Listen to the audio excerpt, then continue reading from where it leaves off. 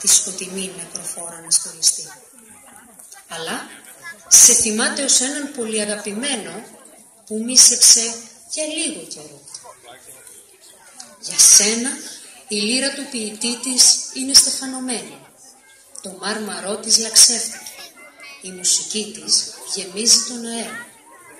Για σένα χτυπά τις καμπάνες των γενεθλίων.